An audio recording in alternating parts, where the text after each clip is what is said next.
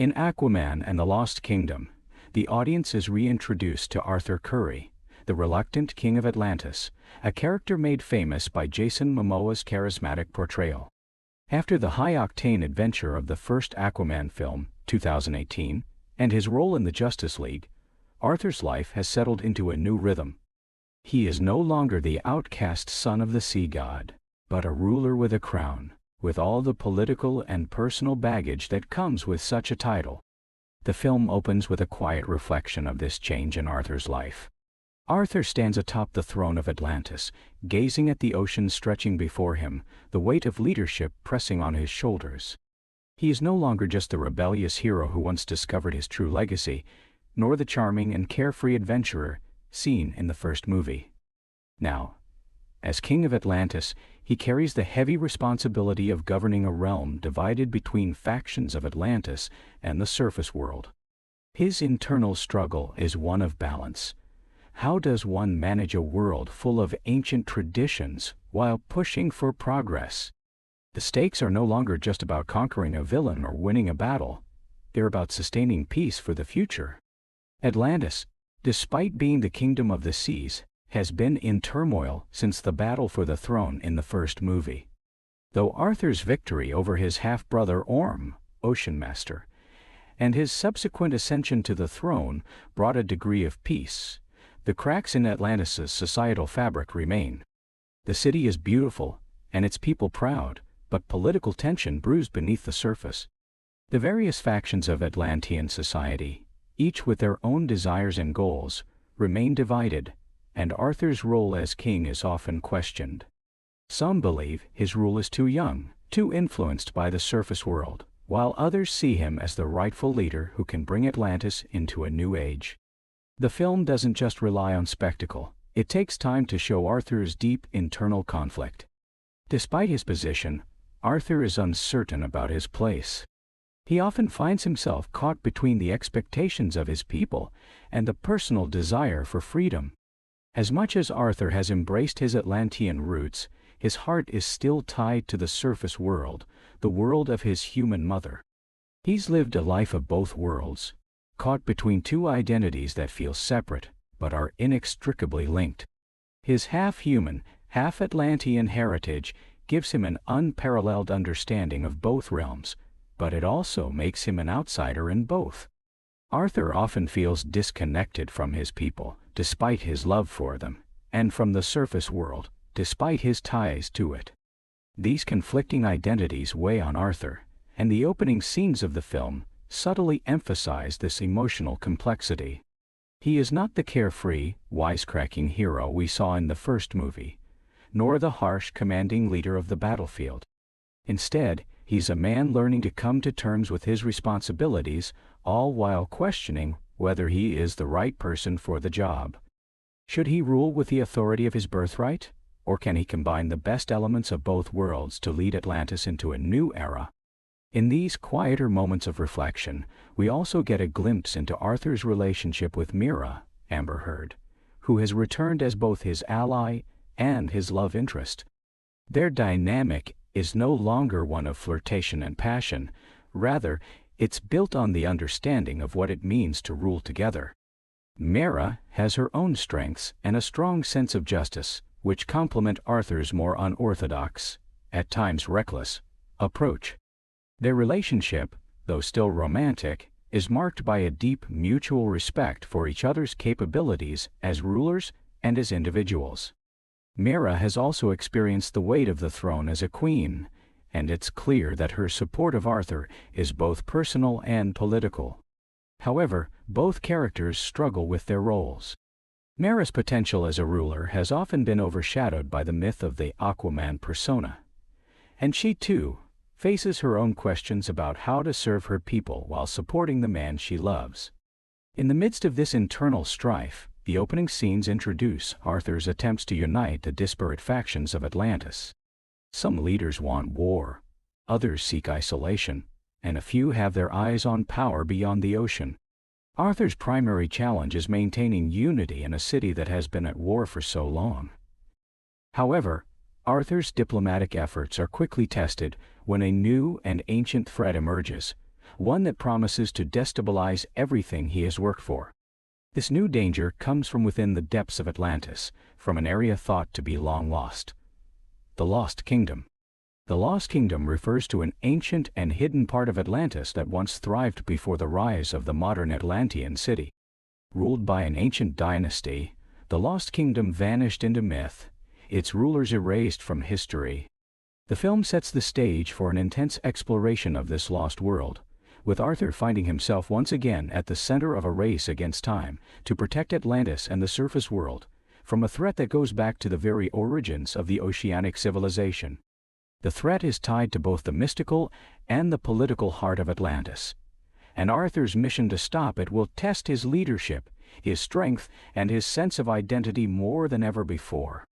Arthur's sense of duty to his people is evident, but so is his sense of isolation. He's a king in a world that expects him to act without hesitation, yet Arthur's hesitations come from a deep internal struggle. He has to figure out who he truly is as a king and what kind of ruler he wants to be for Atlantis. He also must face the emotional burden of leading a people who see him as both a savior and an outsider, knowing that their fate lies in his hands. Arthur's journey in this film will be not only about facing external enemies, but also about confronting the inner conflict that has followed him since the first film. The opening sets the tone for Arthur's transformation throughout the movie. He's no longer just the impulsive hero with a trident. He's a man who must take on the mantle of leadership, aware that his actions will shape the future of both Atlantis and the surface world. His understanding of what it means to be both a ruler and a protector of his family, his people, and his world becomes the cornerstone of the narrative. In conclusion, Aquaman and the Lost Kingdom begins with a nuanced exploration of Arthur Curry as a ruler grappling with his dual identity, the weight of his responsibility as king, and the challenges of leadership. The film carefully builds on the emotional depth of its protagonist, setting the stage for a high-stakes adventure that blends political intrigue, action, and personal growth. As the story unfolds, Arthur will be tested in ways that not only redefine his role in Atlantis, but also his understanding of his legacy. The exploration of both the physical and emotional depths of Atlantis promises to make Aquaman and the Lost Kingdom a rich, compelling addition to the DC Extended Universe. In many ways, the Lost Kingdom is presented as a place where Atlantis's greatest potential was realized, before the kingdom fell into ruin and its secrets were buried. The technology developed by the ancient Atlanteans in the Lost Kingdom was far beyond anything seen in the present-day city of Atlantis. Arthur, as both a king and a warrior, must wrestle with the realization that the very tools and magic, once thought to be lost forever now, lie in the hands of those who would use them to reshape the world. The Lost Kingdom's magical artifacts, particularly the relics tied to water manipulation, become the centerpieces of the film's exploration, offering a glimpse into a past where Atlantis was not only a kingdom of grandeur, but also a powerful and dangerous force capable of controlling the ocean itself. As Arthur and his team venture into the depths to uncover these secrets, they encounter remnants of this long-lost civilization, ancient devices and weapons, alongside spellbound objects that contain unimaginable power. These relics are not mere artifacts, they are the tools of ancient rulers who shaped the ocean world to their will.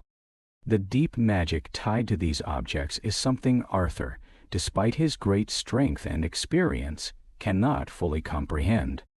As he delves further into the Lost Kingdom, he is forced to confront his own limitations and the dawning realization that even his heritage as both a son of the sea and a king is insufficient to truly understand the full weight of the power hidden within this kingdom. The people of the Lost Kingdom are not only a physical presence in the film, but represent the deep, long-buried legacy of Atlantis itself. The original rulers of this kingdom, once the most powerful dynasty in Atlantis, wielded incredible influence, and their bloodline carries with it secrets of Atlantis that have remained hidden for millennia. These ancient rulers practiced a form of magic tied to the deep oceanic forces, powers that are linked to elemental control and the manipulation of time and space. The society that once thrived in the Lost Kingdom was advanced not only in magic but also in philosophy and governance, believing that the ocean was a living entity to be revered and controlled, rather than simply a natural resource to be exploited. The protagonist, Arthur, soon learns that his family's history is intricately tied to the Lost Kingdom. His bloodline as the son of the sea god was always destined to interact with the ocean's deepest mysteries, but the connection to the Lost Kingdom goes deeper than he could have ever imagined. His discovery that his ancestors had a direct role in the rise and fall of the Lost Kingdom shakes him to his core. This revelation forces Arthur to reckon with his own identity as a king and his role in protecting the balance of both the surface world and Atlantis. It also makes him confront the question of whether he is truly capable of wielding the power his ancestors once had. As Arthur digs deeper into the mysteries of the Lost Kingdom, he realizes that to truly protect his people, he must understand and accept the dangerous legacy of the past. The Lost Kingdom's people, once exiled or forgotten, play a significant role in the story's unfolding. Some of these survivors, now living in isolation, have remained hidden from the rest of Atlantis, wary of the political shifts in the kingdom and the surface world. These survivors are the last vestiges of a once great civilization, and they have watched as Atlantis transformed into a more modern, peaceful society.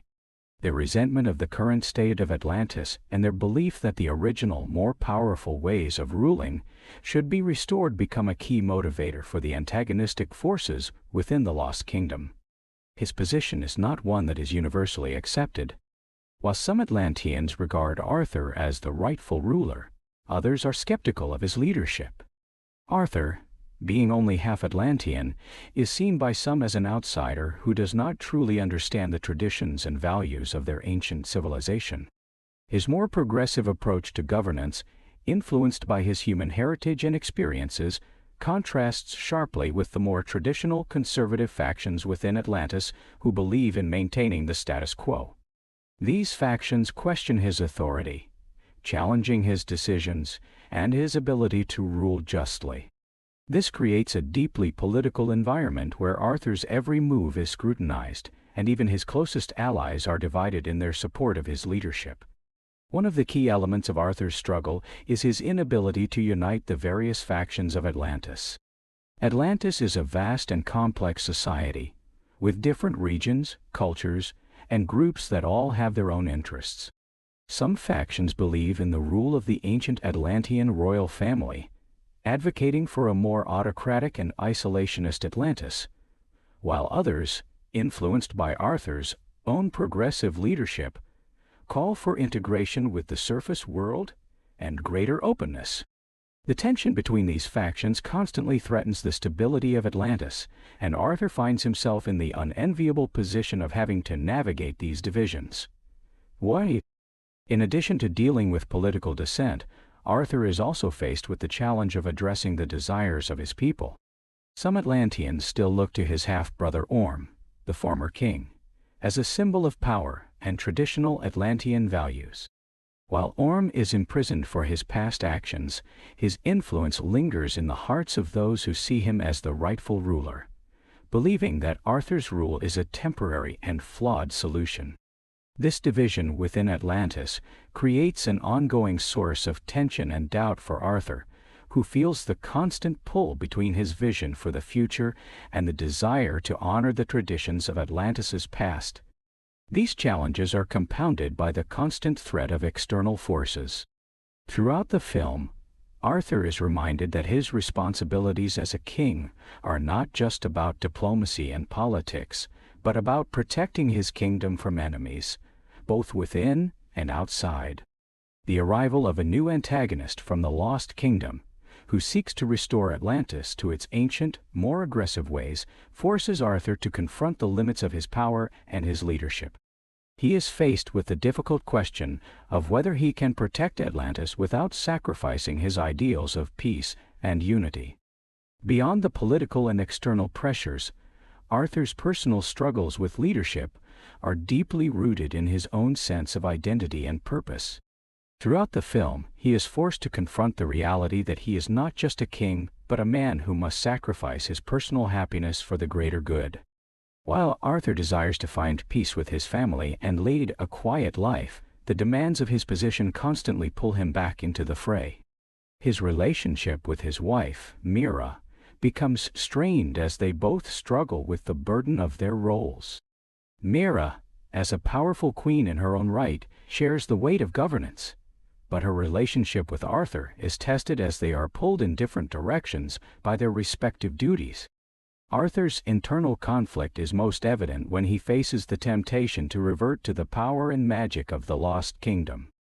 As the ancient magic of Atlantis begins to awaken, Arthur is drawn into the allure of this untapped power, questioning whether he should embrace it to secure his rule. However, he also realizes that the power of the Lost Kingdom comes with immense risks, including the potential for corruption and destruction.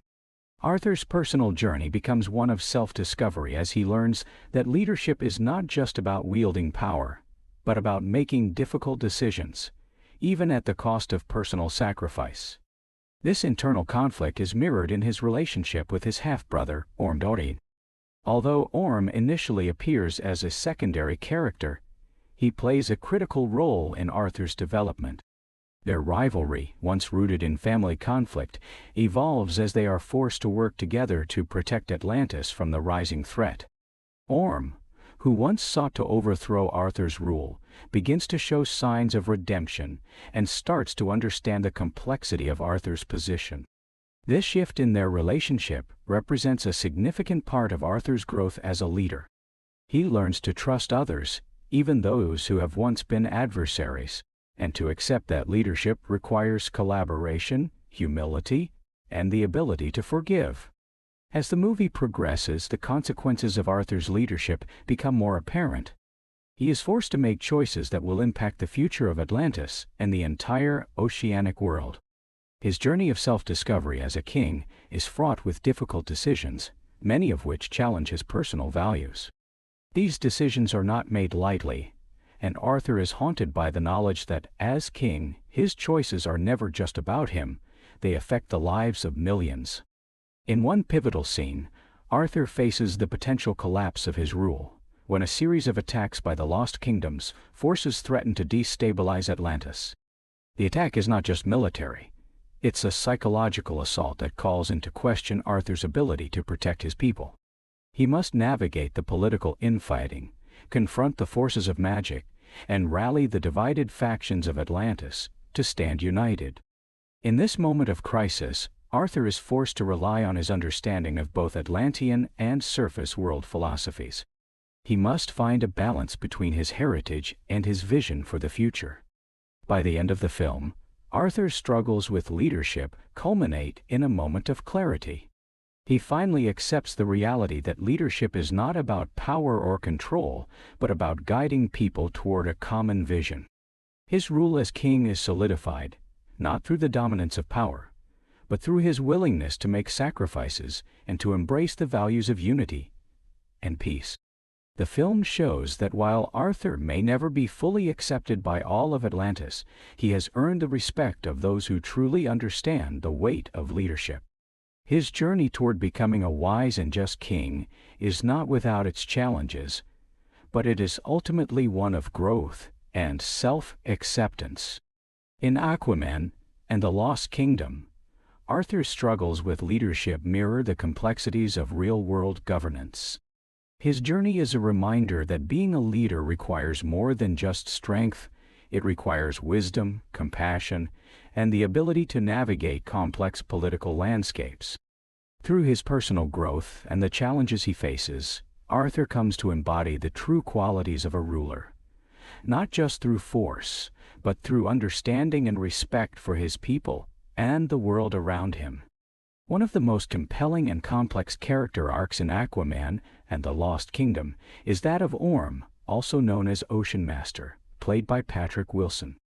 In the previous film, Orm was introduced as a power-hungry antagonist intent on waging war against the surface world to assert Atlantis' dominance. However, in this sequel, Orm's character undergoes significant development as he is pulled back into the fold of Atlantis' power struggles, ultimately playing a pivotal role in the defense of the kingdom. Aquaman and the Lost Kingdom explores Orm's redemption arc in a way that highlights the complexity of his character and his evolving relationship with his half-brother Arthur Curry. Orm's return to the story is marked by both tension and unexpected growth. In Aquaman, Orm's ambition for the throne and his conviction that Atlantis should rule over the surface world was rooted in pride, resentment, and a desire to reclaim what he felt was stolen from his people. His actions throughout the first film were driven by deep-seated anger and a belief that the surface world was a threat to Atlantis' survival. But in Aquaman and the Lost Kingdom, Orm is no longer the same man he was. His time in prison, where he was confined after Arthur's victory in the first movie, has caused him to reflect on his actions and reconsider his beliefs. Orm's redemption isn't immediate or absolute. He doesn't instantly embrace Arthur's vision of peace and unity between the surface world and Atlantis. Instead, his return to the story is driven by a more pragmatic realization that the survival of Atlantis depends on cooperation, not just force. His character arc throughout the movie shows him wrestling with his pride and his desire for power, while also acknowledging the consequences of his past actions. Orm's return is not just about regaining his former strength. It is about re-evaluating what kind of legacy he wants to leave and how he wants to be remembered. At the beginning of Aquaman and the Lost Kingdom, Orm's return is met with skepticism by Arthur. Despite the tenuous peace between them, Arthur remains wary of his half-brother. He's reluctant to trust Orm, knowing all too well that Orm's ambition could once again jeopardize the delicate balance of power within Atlantis. However, as the threat from the Lost Kingdom becomes more apparent, Arthur realizes that he cannot face it alone. Orm's expertise, particularly in the ancient history of Atlantis and his understanding of its most powerful forces, is invaluable. Despite their complex relationship, Arthur has little choice but to enlist Orm's help in order to face the rising danger. Orm's presence is a catalyst for much of the political and emotional conflict in the film. His return to the political stage of Atlantis forces the kingdom's factions to re-evaluate their loyalty and alliances. While Arthur has worked hard to unify Atlantis, there are still factions that believe Orm is the rightful ruler. His return reignites old tensions between those who want Atlantis to remain isolated and powerful, and those who wish to modernize and cooperate with the surface world. In many ways, Orm becomes a symbol of Atlantis' fractured state, caught between the old guard's desires for domination and the new regime's hope for unity. Orm's relationship with Arthur continues to be one of the most dynamic in the film. Their rivalry, though more tempered than before, is still present. At times, Orm's pride and desire for validation clash with Arthur's more measured approach to leadership. Orm, who once sought to destroy Arthur and claim the throne, now finds himself in a position where he must collaborate with his brother. Their interactions are filled with tension, as Arthur's genuine desire for peace contrasts with Orm's belief that strength and power are the true measures of a king. However, over the course of the film, Orm begins to realize that there are more important things at stake than just his personal ambition. He recognizes that the fate of Atlantis and its people must come first, and that his own journey towards redemption is tied to protecting the kingdom, even if it means putting his ego aside. Orm's return also adds a layer of complexity to the political landscape of Atlantis. He represents the old guard, the way things were before Arthur's reign, when Atlantis was ruled by force and domination. His reemergence forces Atlantis to confront its divided nature. Arthur's leadership is based on diplomacy, unity, and the protection of both the ocean and the surface world. However, Orm's rise presents the opportunity for a return to a more militaristic rule, one that seeks to impose Atlantis' will on the world around them. This political struggle reaches its peak as Atlantis is once again divided between those who support Arthur and those who support Orm's vision. Orm, while not overtly hostile toward Arthur, still sees himself as the better ruler, one who understands the weight of Atlantis' power and the importance of its legacy. He is, however, not blinded by the same thirst for vengeance that defined him in the first film. Orm is now presented as a more nuanced character, one who is genuinely torn between his desires for power and his growing understanding that true leadership involves more than just dominance. This internal conflict makes Orm's role in the story both tragic and redemptive. The evolution of Orm's character throughout the film is deeply connected to his relationship with Arthur. Initially, the two are at odds, with Orm still harboring resentment over his defeat and imprisonment. However, as they face the rising threat together, Orm begins to show signs of change. His past actions, though still a source of guilt, have made him more self-aware. As the events of the movie unfold, Orm's actions demonstrate that his redemption is not about seeking power for himself, but about protecting Atlantis and his family. In one of the most powerful moments of the film, Orm confesses his regrets to Arthur. He admits that his desire for the throne was driven by a deep sense of inadequacy, a belief that Atlantis needed a stronger ruler. But as he works alongside Arthur to stop the villain from the Lost Kingdom, he comes to see the value of Arthur's leadership.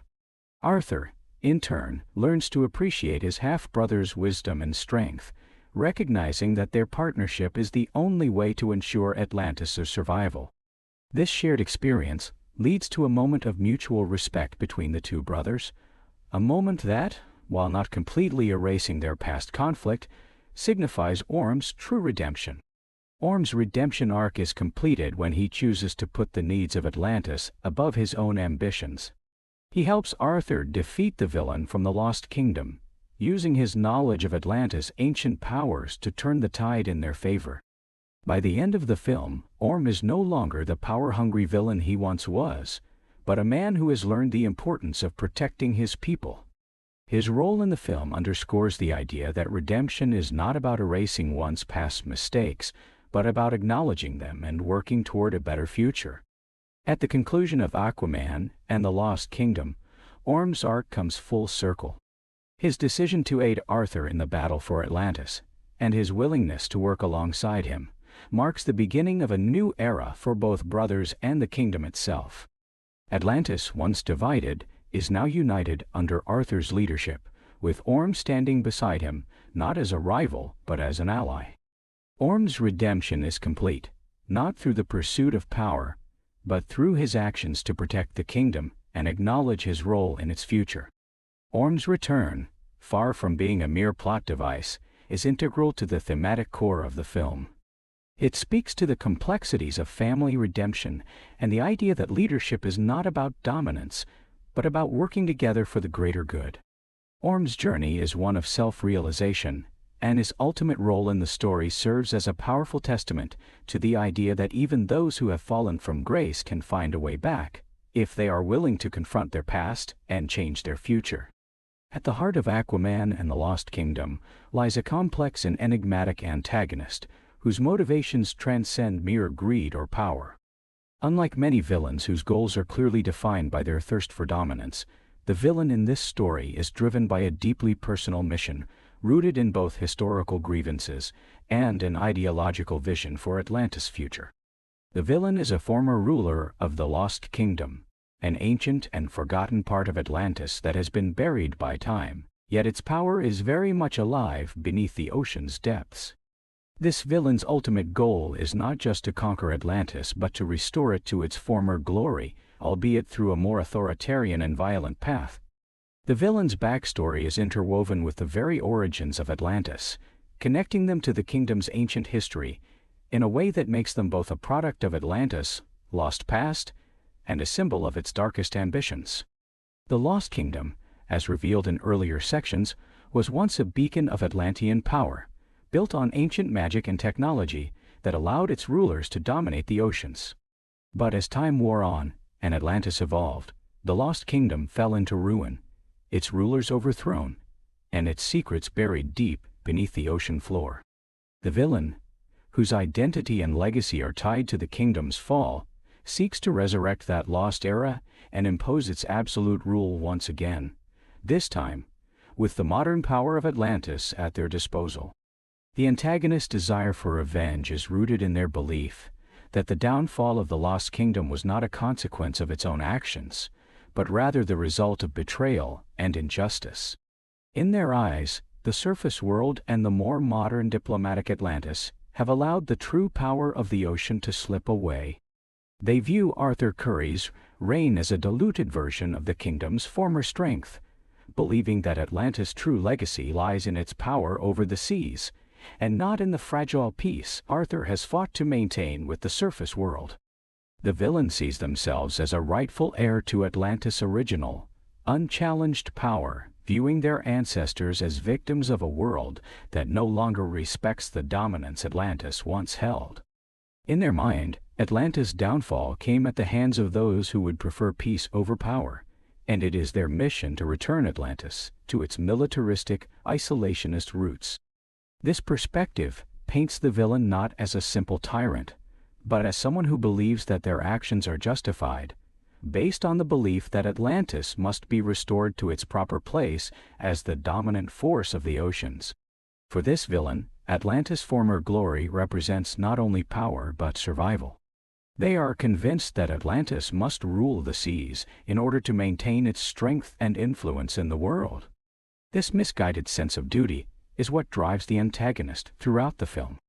Their fixation on restoring the Lost Kingdom's power is rooted in a distorted vision of Atlantis' past.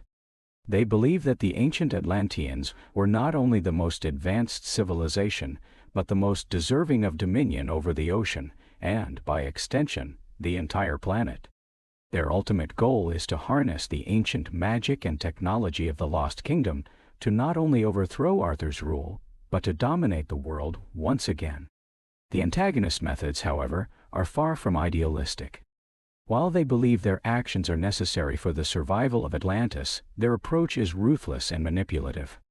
They begin to manipulate the very forces that Arthur and his allies are working to protect: the ocean's natural balance, its creatures, and its ancient technologies. This villain's quest is not only about resurrecting the Lost Kingdom, but also about re-establishing a regime built on fear, subjugation, and power over the seas. To achieve this, they awaken ancient beings and technologies that have been dormant for centuries, unleashing horrors that Arthur and his team must face to stop them. One of the most significant motivations for this villain is their personal connection to the Lost Kingdom's destruction. They have spent years in exile, fuming over the perceived betrayal of their family and the fall of their people. The villain's backstory is one of loss and resentment, shaped by their experiences watching Atlantis grow into a peaceful diplomatic civilization that no longer held the oceanic power it once did. They are haunted by the idea that Atlantis's rulers, including Arthur, have abandoned their true legacy in favor of diplomacy and progress. To them, Arthur's approach of uniting Atlantis with the surface world represents the erosion of what Atlantis once stood for. The villain's personal vendetta is further complicated by their own inner conflict. While they yearn for power, they are also driven by a deep sense of betrayal and the emotional scars of their exile. They are not purely evil, but rather a tragic figure who believes that their actions are the only way to restore Atlantis to its rightful place. This makes them a more nuanced and complex antagonist, one who sees themselves as a savior rather than a villain. In their eyes, the surface world is a threat to Atlantis' survival, and they are willing to go to any lengths to ensure the ocean's dominance is restored. They justify their extreme methods by telling themselves that they are merely righting a wrong that has lingered for centuries. The villain's relationship with Arthur is defined by this ideological difference. Whereas Arthur represents a more modern, balanced vision of Atlantis, one that embraces unity and peace with the surface world, the antagonist represents the old guard, a more militaristic and isolationist view of the kingdom. Their conflict is not just a personal one, but a clash of visions for the future of Atlantis and the oceans. In their eyes, Arthur's rule is a betrayal of everything Atlantis once stood for, and they are willing to destroy anything that threatens to undermine their vision for the kingdom's future. Throughout the film, the villain uses their knowledge of Atlantis' ancient magic and technology to manipulate others and advance their agenda. They form alliances with those disillusioned by Arthur's rule, rallying them under the banner of restoring Atlantis' former power. Their manipulative tactics, combined with their ability to control dark magical forces, make them a formidable opponent for Arthur and his allies. The stakes of their conflict are high, as the villain's quest for power threatens not only Atlantis but the entire world. As the antagonist pursues this artifact, it becomes clear that they see it not only as a tool to regain control of Atlantis, but also as a means to forcefully restore the kingdom to its old ways. The villain's obsession with the trident is rooted in a belief that only through complete dominance of the seas can Atlantis be truly reborn. This sets up a philosophical clash between Arthur and the antagonist, where the future of Atlantis will hinge on whether the kingdom should embrace its ancient magical roots or move forward into a more peaceful and balanced future. The second artifact, known as the Heartstone of the Deep, is an ancient crystal that resonates with the power of the ocean's core. This artifact is capable of manipulating the very fabric of water, drawing energy from the deep trenches of the ocean, and harnessing it to create powerful shock waves, control tides, and even alter the ocean's chemical makeup. The Heartstone of the Deep was used by the rulers of the Lost Kingdom to sustain Atlantis, drawing its energy directly from the heart of the ocean to fuel the city's growth and power. When Arthur and Mira uncover the Heartstone, they realize that it could provide Atlantis with the power it needs to protect itself from external threats, but it also poses a risk. The power to control the ocean's very essence could be disastrous if placed in the wrong hands, particularly those of the villain, who seeks to use the artifact to dominate not only Atlantis but the entire oceanic world. The Heartstone becomes a central piece in the battle for the future of Atlantis, as both Arthur and the antagonist vie for control of its immense power. The Heartstone's allure lies in its ability to not only give physical power, but also the ability to tap into the ocean's ancient knowledge, its memories, its history, and its connection to the natural world. For Arthur, the Heartstone represents an opportunity to learn more about Atlantis' true origins and the mistakes of the past. But for the antagonist, the Heartstone is a weapon to be used in the conquest and domination of the seas. The dichotomy between Arthur's desire to preserve the natural balance of the ocean and the antagonist's lust for control is starkly illustrated through this artifact. The third major artifact in the Lost Kingdom's collection is the Siren's Tear, a jewel once worn by the ancient queens of Atlantis. This artifact has the ability to control the minds of sea creatures, allowing its wielder to command armies of underwater beings, from leviathans to the smallest of fish. The Siren's Tear is not just a symbol of power, but a tool that can create an unbreakable connection between the ruler of Atlantis and the creatures of the deep. While the Trident of the Ancients and the Heartstone of the Deep represent pure power and energy, the Siren's Tear represents a more subtle form of control, one that taps into the ocean's living creatures, making them extensions of the ruler's will. As the antagonist seeks to use this artifact, they aim to forge a bond with the ocean's creatures, allowing them to unleash an army upon Atlantis and the surface world. For Arthur, the Siren's Tear symbolizes a direct link between the ruler and the natural world, and he must decide whether he can use it without succumbing to its corrupting influence. Mira, in particular, is conflicted about the Siren's Tear. While she understands its power and potential for good, she fears what could happen if Arthur or anyone else were to abuse it. The power to command the ocean's creatures could lead to total domination, turning the oceans into a weapon to be wielded for conquest, rather than a living, breathing part of the world. The Siren's Tear becomes a representation of the fine line between using power for protection and using it for oppression. As Arthur and his allies travel deeper into the Lost Kingdom, they uncover the Cave of Echoes, a hidden location beneath Atlantis that houses the final artifact, the Seal of Atlantis. The seal is a powerful, ancient relic that binds the magic of the Lost Kingdom together. It is said to have the power to alter the fabric of reality, bending the ocean's laws and even shifting the flow of time itself. The seal is the final key to unlocking the true potential of Atlantis, but its power is so great that it threatens to consume the user entirely. Arthur's journey to find the seal of Atlantis is filled with personal and physical trials. To activate the seal, one must be willing to confront the past, to understand the consequences of Atlantis' ancient rule, and to accept the burden of wielding such power. The seal is not a tool to be used lightly, as it carries the weight of Atlantis' history and the mistakes of its rulers. As Arthur faces the trials within the Cave of Echoes, he must decide if the future of Atlantis should rely on such overwhelming power, or if it should evolve into something new, a kingdom of unity and balance with the surface world. With the magical artifacts of the Lost Kingdom now uncovered, the battle for Atlantis becomes inevitable. The antagonist seeks to wield these ancient powers to reshape the world, while Arthur must decide how best to use them to protect his people without sacrificing his ideals. The final confrontation between Arthur and the antagonist becomes not only a battle for control of Atlantis, but a fight for the very soul of the kingdom itself. The artifacts, the trident of the ancients, the heartstone of the deep, the siren's tear and the seal of Atlantis, are the ultimate stakes in this fight, and the choices Arthur makes regarding these relics will determine the future of his world.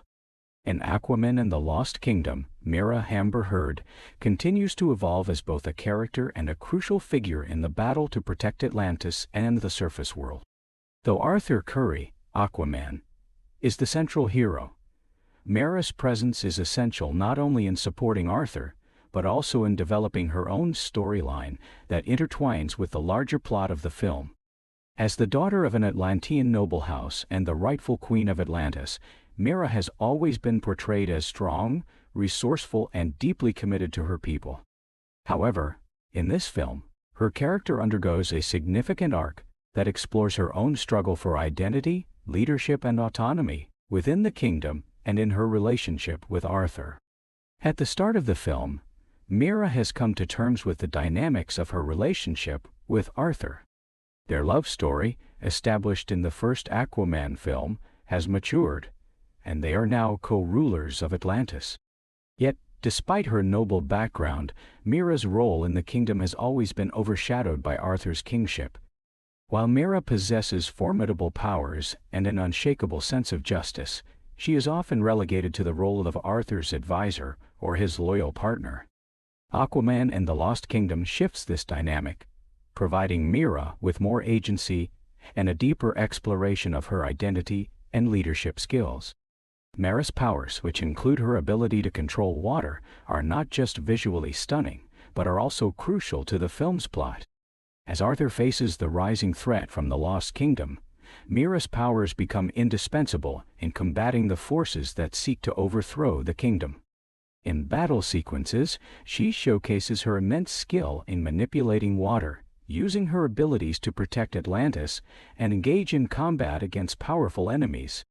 Her control over the elements allows her to summon destructive waves, create barriers of water, and even manipulate the ocean's creatures to her advantage. However, Aquaman and the Lost Kingdom goes beyond merely showcasing Mira's physical abilities. The film presents her as a character whose intellect and diplomatic skills are just as essential to the success of Atlantis. Mira understands the delicate balance that must be struck between maintaining Atlantis' ancient power and forging a path toward unity with the surface world. In a particularly crucial scene, she steps into a diplomatic role, negotiating with various factions within Atlantis to ensure that they stand united against the threat from the Lost Kingdom. It is in these moments that Mira shines as not just a warrior, but a queen who understands the intricacies of leadership. Pride. Her relationship with Arthur is key to this development. As Arthur struggles with the responsibilities of leadership, Mira is his constant support, offering him guidance and perspective. But Mira's own journey in this film is one of independence. While she remains Arthur's partner in many ways, she also realizes that her role in Atlantis must extend beyond just being a supportive figure by his side. She starts to question the traditional roles that have been imposed on her as a queen, realizing that her power and wisdom can contribute to Atlantis in ways that do not always require her to defer to Arthur. While Mira's strength is central to the narrative, her internal conflict adds a layer of depth to her character. Her relationship with Arthur is strained at times as they both try to navigate the pressures of ruling together. Mira has always been fiercely independent, and she is not one to shy away from difficult decisions. As Atlantis is thrust into chaos, Mira finds herself questioning whether she can remain in the shadow of Arthur's kingship, or if she must assert her own authority within the kingdom. This internal struggle becomes a crucial aspect of her arc, as she realizes that being a powerful queen doesn't always mean standing behind Arthur. It may also mean standing beside him, or at times standing apart from him. Her evolving role also ties into her personal grief and the weight of her family's history. As the daughter of Nereus, the former king of Zebul, one of Atlantis' neighboring kingdoms, Mira carries the legacy of a ruling family with its own complex history. Her connection to her father, who had strong ties to the old Atlantean ways, continues to haunt her. In the past, she struggled with the duties placed upon her by her family, and her desire to forge her own path, independent of their expectations. This tension comes to a head in Aquaman and the Lost Kingdom, where Mira must reconcile her familial duty with her commitment to Arthur and the people of Atlantis. One of the most compelling aspects of Aquaman and the Lost Kingdom is the exploration of Mira and Arthur's relationship. Their bond has always been strong, but in this film, their partnership is tested in ways that reveal both the strength and fragility of their connection. The pressures of ruling Atlantis weigh heavily on Arthur, and Mira, while supportive, finds herself questioning the traditional roles that have been assigned to her as his partner. Throughout the film, Mira is not just the emotional anchor for Arthur, she is also an active participant in the decision-making process. The tensions that arise between them are not simply about power or control, but are rooted in deeper emotional and ideological differences. Mira is fiercely loyal to Arthur, but she also begins to assert her own voice in matters of governance. In one particularly poignant scene, she confronts Arthur over a difficult decision regarding the fate of Atlantis and the surface world, challenging him to consider other perspectives. This tension between them ultimately leads to a stronger, more unified partnership. As Arthur comes to terms with his limitations as a leader, Mira steps forward, offering him the support he needs, while also asserting her own vision for Atlantis. The emotional and intellectual synergy between them becomes crucial in defeating the antagonist and ensuring Atlantis' future. Mira's role in the final battle of Aquaman and the Lost Kingdom is nothing short of essential. As the villain from the Lost Kingdom unleashes their devastating plan to seize control of Atlantis, Mira is a key player in defending the city. She uses her water-manipulating abilities to thwart the villain's forces, creating massive tidal waves and using the ocean's energy to protect the citizens of Atlantis. Her control over water becomes a central element in the defense of Atlantis, as she is able to counteract the villain's destructive forces with the power of the ocean itself. In the final confrontation, Mira's abilities are tested to their limits. She is faced with the daunting task of holding off an army of sea creatures and magical forces while protecting Arthur and ensuring that the Heartstone of the Deep, the key to Atlantis' survival, remains out of the villain's hands. In this moment, Mira's leadership comes to the forefront. She doesn't hesitate, doesn't falter, and continues to fight for what she believes in: Atlantis' future and the survival of its people. Her connection to the ocean is also vital in the final moments of the battle, as Mira is able to tap into the deep, ancient magic of Atlantis to neutralize the villain's most powerful weapon. This moment of triumph highlights her growth as a character. Mira is no longer just a supporting figure in Arthur's journey. She is a queen and a warrior in her own right, whose powers and decisions are pivotal in determining the fate of Atlantis. By the end of Aquaman and the Lost Kingdom, Mira has not only proven herself as a formidable force, but as a true leader in her own right. Her journey throughout the film is one of self-discovery, as she learns to navigate the complex dynamics of leadership and partnership. While Arthur may be the king, Mera is no less a ruler, and her contributions to the survival of Atlantis are as significant as any battle fought by Arthur. The film establishes that the future of Atlantis is one of collaboration and unity, where both Arthur and Mera stand as equal partners in shaping the kingdom's future. Mera's legacy, therefore, is one of strength, wisdom, and independence. She emerges not just as Arthur's partner, but as a leader in her own right, whose powers, intellect, and compassion will guide Atlantis into the future. Her journey reflects the broader themes of the film, which emphasize the importance of understanding one's role, fighting for the greater good, and accepting the responsibilities that come with power. One of the most exhilarating and visually captivating aspects of Aquaman and the Lost Kingdom is its stunning underwater battles. These sequences are not just physical confrontations. They are dynamic showcases of the power of the ocean, the magical elements of Atlantis, and the deep connection between the characters and the sea. These battles represent the intersection of ancient Atlantis legacy, the ongoing struggle for control, and the preservation of peace in a fractured kingdom. For Arthur, Curry, Aquaman, Mera, and their allies, the underwater combat scenes are not only thrilling displays of power and strength, but also crucial moments that reflect their inner growth, their relationship to Atlantis, and their unyielding resolve to protect both the oceanic and surface worlds. The battles in Aquaman and the Lost Kingdom are set against the awe-inspiring backdrop of Atlantis and its surrounding waters. The filmmakers go to great lengths to present the ocean not just as a setting for action, but as a living, breathing entity that is intrinsically linked to the conflict.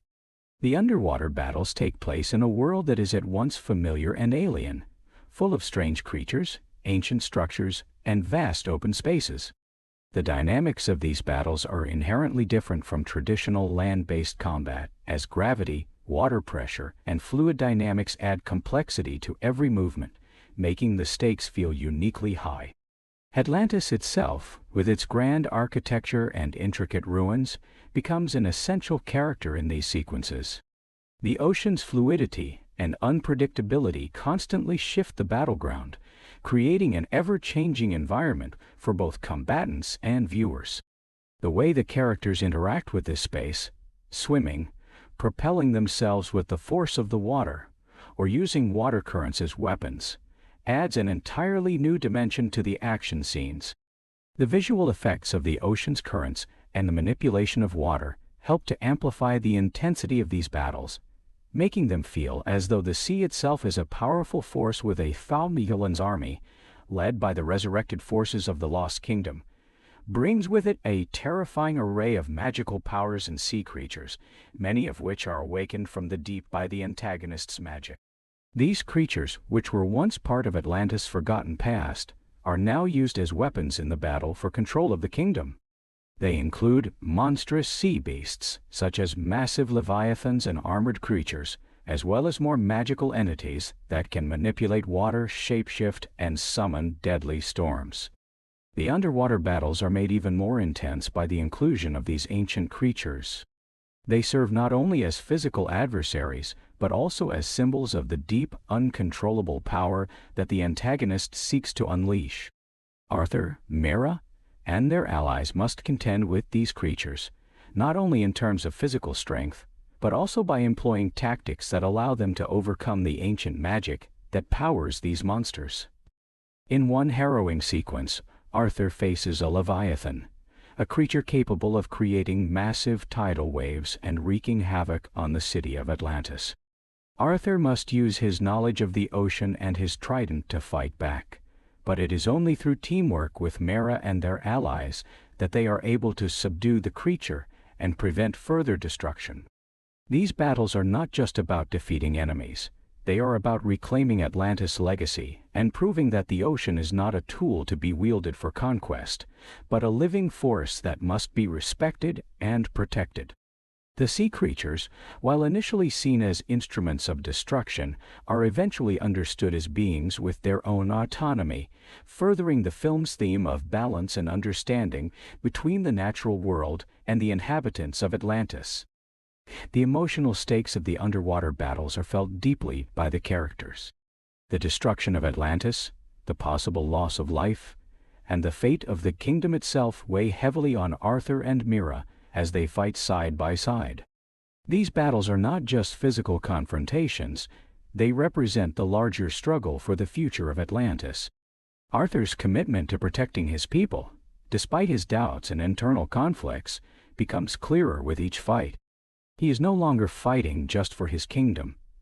He is fighting for a new vision of Atlantis, one that embraces both its past and its future. The underwater battles also highlight the relationships between the characters. Arthur and Mira's partnership is tested in these intense moments, with both characters displaying their willingness to protect each other and the kingdom. Their synergy in battle underscores the strength of their bond, and it is clear that their combined efforts are the key to winning. The emotional weight of these moments is amplified by their shared history, their struggles, and their understanding of what is at stake.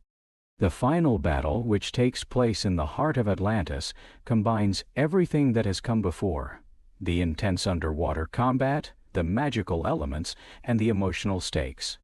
The final showdown between Arthur and the antagonist is not just a fight for the throne of Atlantis, it is a battle for the soul of the kingdom itself. The antagonist, seeking to restore Atlantis' power through domination and violence, faces Arthur, who now understands that true leadership lies in unity and respect for the ocean's natural forces. In the climax of the battle, Arthur and Mira must work together to use all the lessons they've learned throughout the film. The underwater setting allows for a fluid, fast-paced, and dynamic battle, with Arthur wielding the trident of the ancients and Mira summoning the power of the ocean.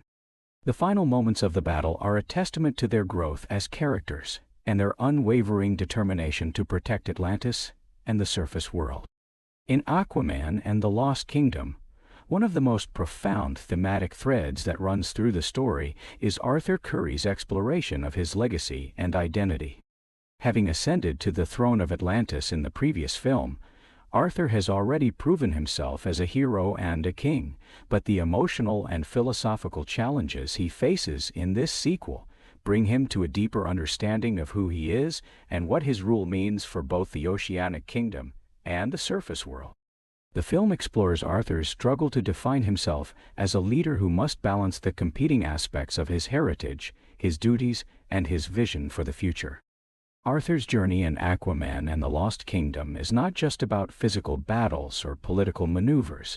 It's about internal growth, confronting his past, and ultimately accepting his role in shaping the future of Atlantis. This film paints a rich portrait of a character who is continuously grappling with the weight of his identity as both a human and an Atlantean, a son of two worlds, and as someone who has inherited both the legacy of his oceanic ancestors and the responsibility of leadership in a kingdom that is both ancient and modern. At the heart of Arthur's character arc in Aquaman and the Lost Kingdom is his struggle with the burden of leadership. In the previous film, Arthur reluctantly stepped into the role of king, believing that his destiny was not to rule Atlantis but to protect it from external threats.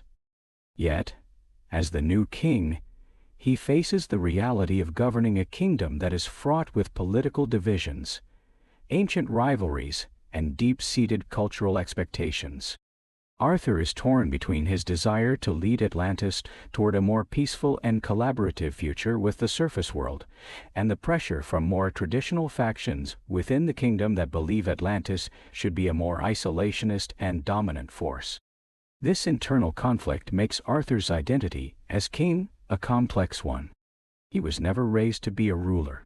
His human upbringing with his father Tom Curry instilled in him a sense of humility, compassion, and a desire to help others, which contrasts with the often harsh and pragmatic attitudes of the Atlantean nobility. His sense of duty, however, leads him to take on the mantle of leadership, but not without doubt and hesitation. Throughout the film, Arthur grapples with the question of what kind of king he wants to be, whether he should follow in the footsteps of his ancestors, who ruled through power and control, or whether he should chart a new course for Atlantis based on collaboration and understanding. One of the key moments in Arthur's journey is his recognition that leadership is not about absolute control or domination, but about making decisions that serve the greater good. As the film progresses, Arthur begins to reconcile his past reluctance with his current responsibilities. He begins to embrace the fact that true leadership involves sacrifice, collaboration, and above all, understanding the needs of both the Atlantean people and the surface world. Arthur's growth as a leader is portrayed with subtlety and nuance, as he moves beyond the impulsive hero who once fought for victory at any cost to a ruler who recognizes the value of diplomacy, humility, and balance. Arthur's identity is also shaped by the duality of his heritage. He is both a human and an Atlantean, a son of the ocean and the surface, and this duality has been central to his character from the beginning. In the first film, Arthur's struggle to embrace his Atlantean side was a central theme, as he initially rejected his royal lineage in favor of a simpler life as a recluse and a reluctant hero. However, Aquaman and the Lost Kingdom sees Arthur come to terms with this duality, understanding that both aspects of his identity are essential to his role as king and protector of Atlantis. As Arthur's relationship with his heritage deepens, he realizes that he cannot simply reject one part of himself to fully embrace the other. His time spent on land with his father has grounded him, instilling in him values of fairness, compassion, and a commitment to protecting the innocent. At the same time, his connection to the ocean and Atlantis allows him to understand the delicate balance between power and responsibility. The more Arthur learns about the history of Atlantis, especially as it relates to the Lost Kingdom and its magical artifacts, the more he comes to understand that his identity as king is not simply a matter of heritage, but of choice. The kingdom is not merely something he inherits, it is something he must actively shape and protect. The film's exploration of Arthur's legacy is deeply tied to the broader history of Atlantis and its lost past.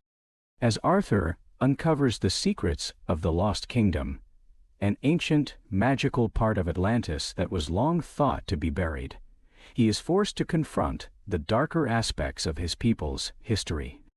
The Lost Kingdom represents a time when Atlantis was at its height, a powerful and domineering civilization that ruled the oceans with an iron fist. But it was also a civilization that fell into ruin, its rulers overthrown, and its magical powers locked away for centuries. This history, shrouded in mystery and myth, is a reminder of the dangers of unchecked power and the hubris that can lead to a kingdom's downfall. Arthur's discovery of the Lost Kingdom's legacy forces him to grapple with the question of what Atlantis should become. Should it return to its ancient, powerful ways and assert its dominance over the oceans once again, or should it evolve into something new, built on the values of peace, cooperation, and understanding with the surface world? The Lost Kingdom's history becomes a mirror for Arthur's own internal struggles, an exploration of how far Atlantis has come from its violent past and the choices that Arthur must make as a king who is not bound by tradition, but by a vision for a more harmonious future. This tension between the past and the future is one of the film's central themes, and Arthur's journey is marked by his efforts to balance these two forces. He comes to understand that his legacy is not just about the past, but about the future. Arthur's reign is not meant to be a return to the old ways, but rather a bridge between the ancient magic of Atlantis and the modern world. His legacy will be defined by how he chooses to reconcile the strengths of both worlds, embracing the wisdom of the past while forging a new path forward for Atlantis and its people. Throughout the film, Arthur's identity as a king is also shaped by his relationship with the people of Atlantis. As a ruler, he must navigate the delicate balance between being a figurehead and being a servant to his people. Arthur's leadership is not one of tyranny or self-interest, but one of duty and sacrifice. He recognizes that the fate of Atlantis rests in his hands, but he also knows that his role is to protect and serve the people he rules, not to command them. In the film's climax, Arthur's leadership is tested as he is forced to make a difficult decision that could alter the course of Atlantis' future. This decision involves not just the political landscape of Atlantis, but the lives of the people who call it home. Arthur must decide whether to embrace the full power of the Lost Kingdom's magic, knowing the risks it poses, or to reject it in favor of a more peaceful future. This choice is emblematic of Arthur's growth as a leader. He no longer sees himself as a hero seeking victory, but as a king who must consider the long-term well-being of his kingdom and the people he serves. By the end of Aquaman and the Lost Kingdom, Arthur's journey toward understanding his legacy is complete. He has come to terms with both his heritage and his responsibilities as king, and he understands that the future of Atlantis lies not in power and domination, but in unity and balance. Atlantis can no longer afford to be isolated from the world. It must embrace the future and find a way to coexist with the surface world while honoring its own history. Arthur's identity as a king is not about ruling with absolute power. It is about ruling with wisdom, compassion, and a deep understanding of the complexities of his kingdom. The film ends with Arthur firmly established as the true king of Atlantis, not through his strength or magic, but through his ability to balance the needs of his people with the vision for a more unified and peaceful future. His legacy, as he finally realizes, will not be defined by his bloodline, but by the choices he makes and the kingdom he builds. In Aquaman and the Lost Kingdom, the character of Orm, also known as Ocean Master, undergoes one of the most significant transformations. Initially introduced as a power-hungry villain in the first Aquaman film, Orm is determined to conquer the surface world and rule Atlantis with an iron fist, believing that his vision for Atlantis' future is the only path to its survival. However, as the events of Aquaman and the Lost Kingdom unfold, Orm finds himself in a position where redemption and change are not just possible, they are necessary. Orm's redemption arc is not simple or immediate. It is a gradual process of self-realization, emotional growth, and a reckoning with his past actions. His arc highlights one of the film's central themes, that change is possible, even for those who have walked a path of vengeance and ambition. By the end of the film, Orm's journey not only impacts his character, but also affects the future of Atlantis itself. His redemption becomes a vital turning point in the battle for Atlantis' soul, and through it, Orm's character evolves from a bitter antagonist to a complicated ally in the fight for the kingdom's future. Orm's journey towards redemption begins with the acknowledgement of his own past mistakes. At the start of Aquaman and the Lost Kingdom, Orm is a man who has been imprisoned for his crimes, his attempts to wage war on the surface world and overthrow his half-brother Arthur, Aquaman, to take control of Atlantis. He is not initially presented as someone seeking redemption, but as a man who has been humbled by his defeat and imprisonment. His time in the prison system of Atlantis has forced him to reflect on his actions, and it is through this time of isolation that the first seeds of change are planted. When we meet Orm again in this film, he is not the same character who once sought power for its own sake. He is more introspective, less driven by anger and resentment, though still harboring a deep sense of injustice over the events that led to his downfall. Orm's character is marked by guilt and confusion, as he is torn between his pride as the rightful ruler of Atlantis and the realization that the choices he made in the past were not the answer for the kingdom. Orm's pride still lingers, and it is often in conflict with his growing understanding that Atlantis needs to evolve beyond the aggressive, imperialistic past he once championed. Orm's personal struggle is not just internal but also external, as he must reckon with the fact that his brother Arthur is now king of Atlantis, a position Orm once believed was rightfully his. Their fraught relationship, defined by rivalry and bitterness, provides a powerful, emotional backdrop for Orm's redemption arc. Orm's desire for power is still present, but it now takes the form of a more complicated and nuanced understanding of what leadership truly means. As Arthur faces new threats to Atlantis, Orm is reluctantly drawn back into the fray, and it is here that his character begins to confront his role in the kingdom's future. At the heart of Orm's redemption is his evolving relationship with Arthur. Their dynamic, once defined by rivalry and conflict, slowly shifts as the two brothers find common ground in their shared responsibility to protect Atlantis. In the first Aquaman film, Orm viewed Arthur as an obstacle to his ambitions, but in Aquaman and the Lost Kingdom, Orm comes to see Arthur not just as a king, but as a person who is struggling with the same burdens of leadership that he once sought to avoid. Their relationship is fraught with tension and unspoken resentment, but it is also one of mutual understanding. Orm begins to realize that Arthur's approach to leadership, which prioritizes peace and unity, is not as naive as he once thought. Where Orm believed strength alone could bring Atlantis to its full potential, he begins to see the value in Arthur's more diplomatic and balanced vision. Arthur, for his part, is initially hesitant to trust Orm, still remembering the betrayal and ambition that led to their previous conflict. However, as the stakes rise and the future of Atlantis becomes ever more uncertain, Arthur finds himself forced to rely on Orm's knowledge of Atlantis, ancient history, politics, and military strategies.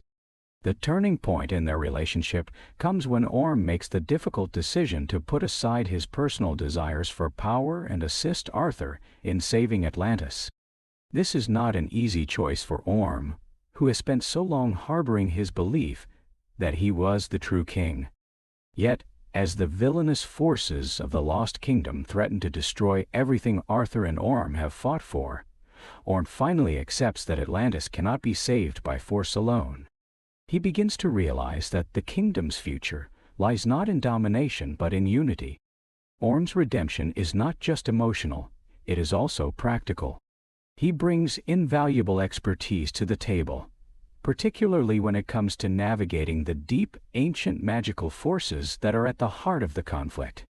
As Arthur and Mera, Amber Heard, work to stop the antagonist from unleashing the full power of the Lost Kingdom, Orm proves to be a key ally in their struggle. His deep knowledge of Atlantean history, as well as his first-hand experience with the kingdom's internal conflicts, makes him a critical figure in understanding the true nature of Atlantis' power.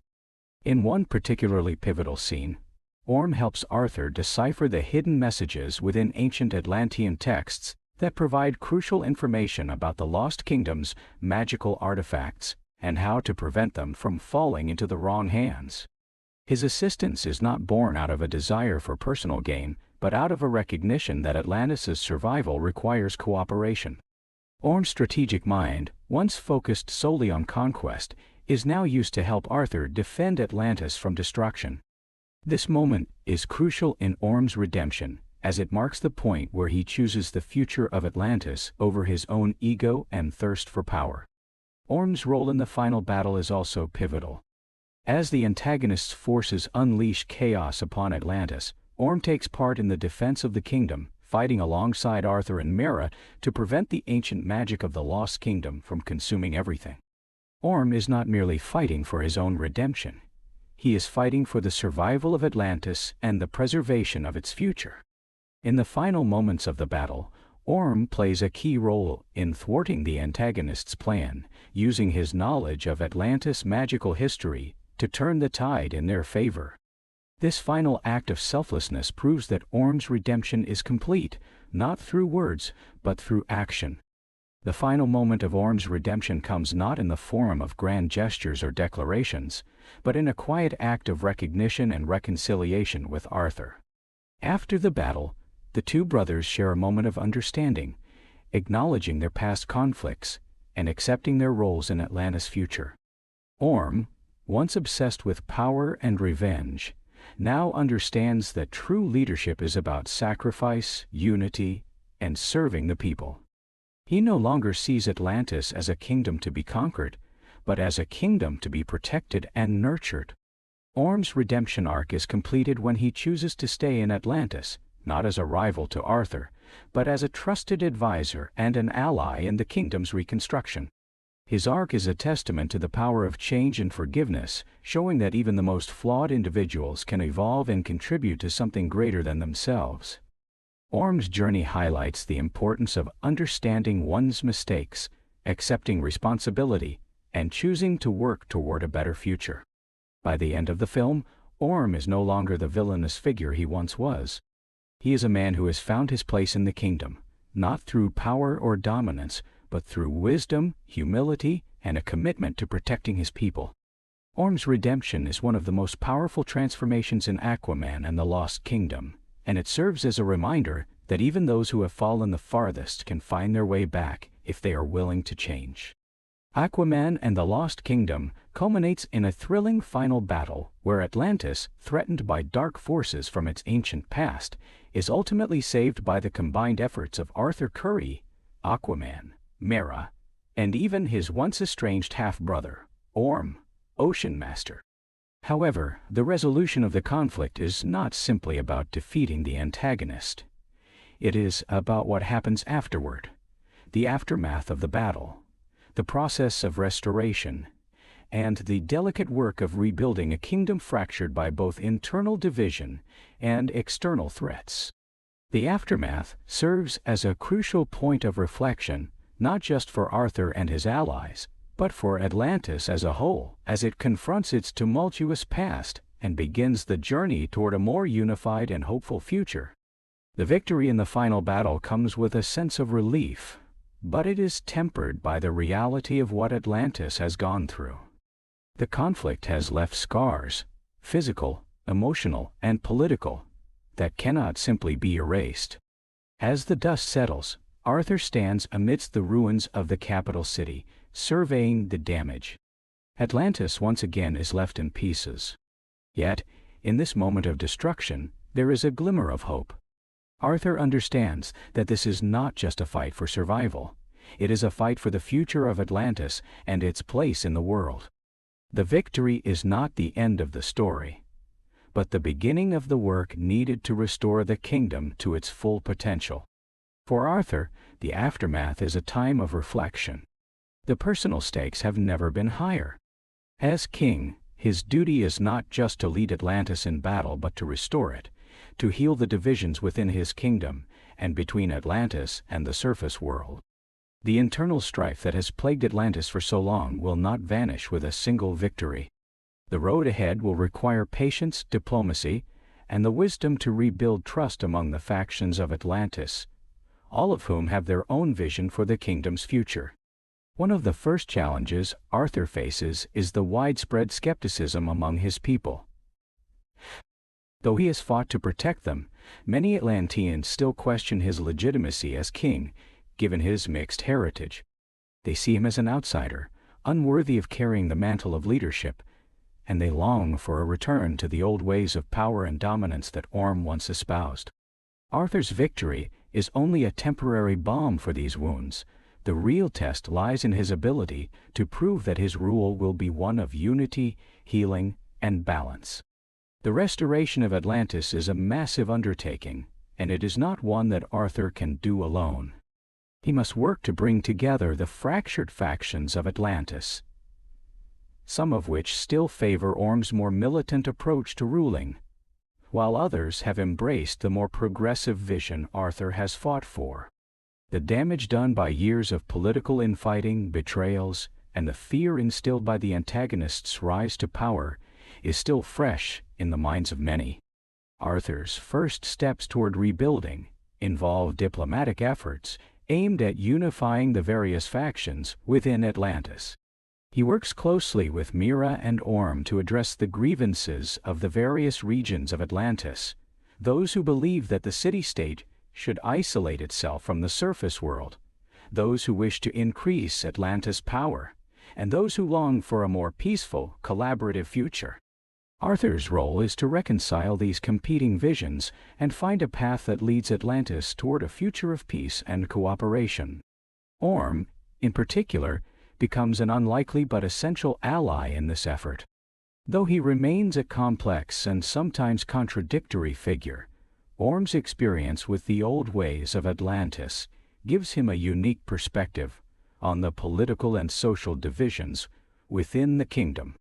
His support helps to stabilize the political situation in the aftermath of the conflict, and while Arthur remains the ultimate authority as king, Orm's wisdom and insights help guide the kingdom through this delicate transition.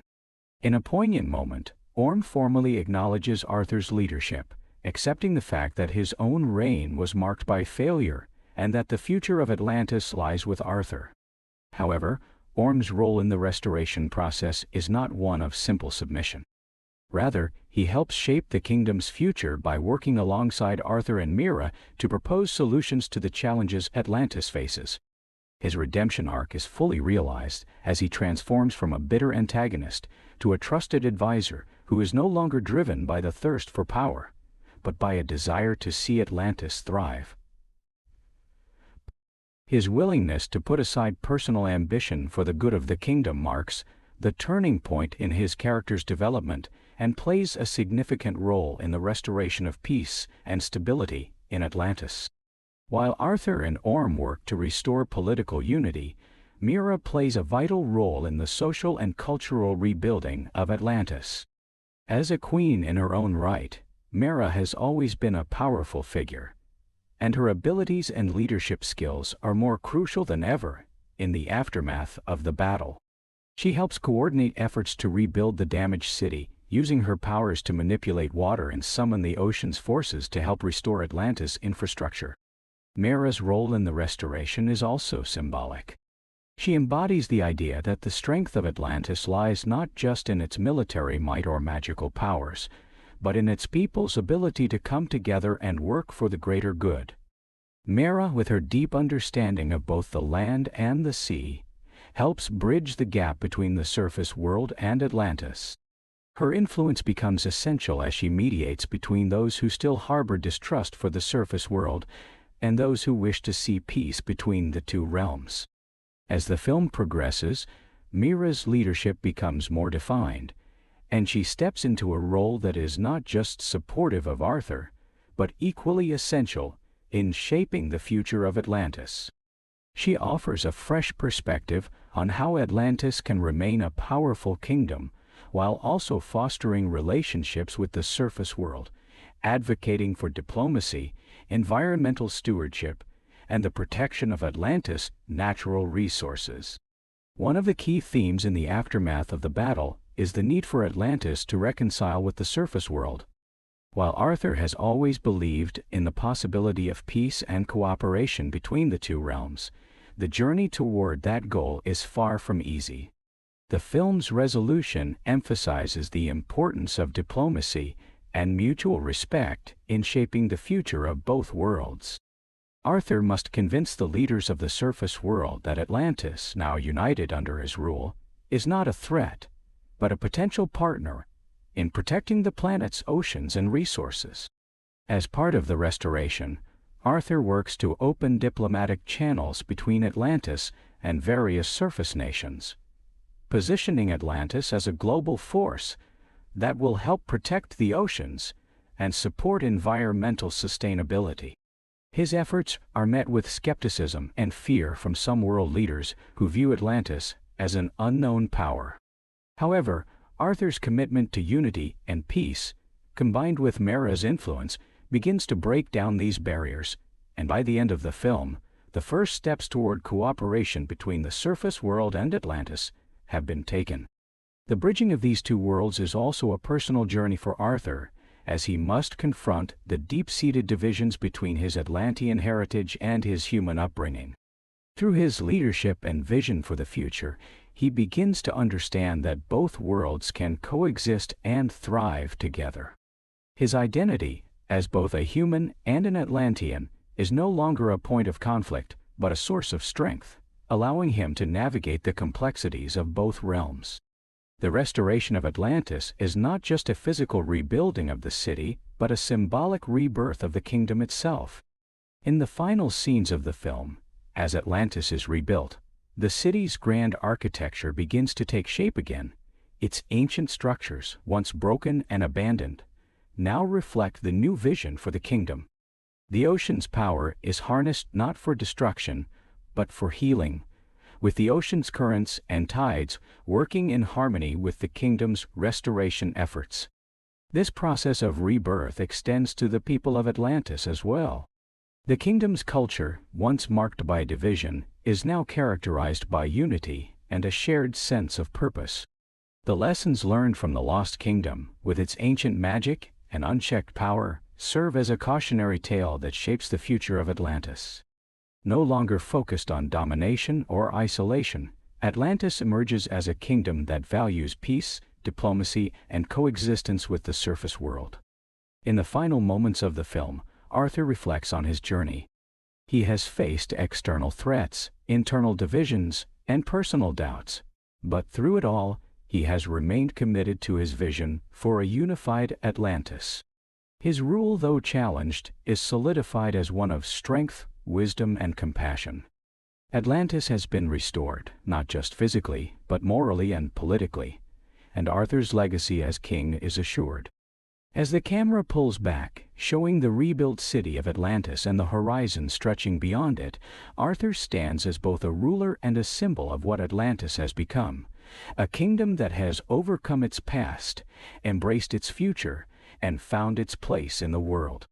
The restoration of Atlantis is a triumph, not just for Arthur, but for his people, for his family, and for the future generations who will continue to lead with wisdom and unity. The climactic battle of Aquaman and the Lost Kingdom serves not only as an action-packed culmination of the film's events, but also as a defining moment for the characters, the kingdom of Atlantis, and the future of the surface world. It is a final confrontation that blends personal stakes, political tension, and the high-stakes battle for the survival of Atlantis, all while addressing the deeper themes of legacy, unity, and the responsibility that comes with power. As Arthur Curry, Aquaman, Mera, Orm, and their allies face off against the villain from the Lost Kingdom, the fight becomes a symbolic struggle for the soul of Atlantis itself. At the heart of the final confrontation is the ideological clash between Arthur and the antagonist, who seeks to resurrect the Lost Kingdom and restore Atlantis to its former glory, a time when the kingdom ruled the seas with absolute power and domination. The villain, whose motivations are rooted in a belief that Atlantis' true strength lies in its ability to control the oceans, represents the old way of thinking, where power and fear were the foundation of rule.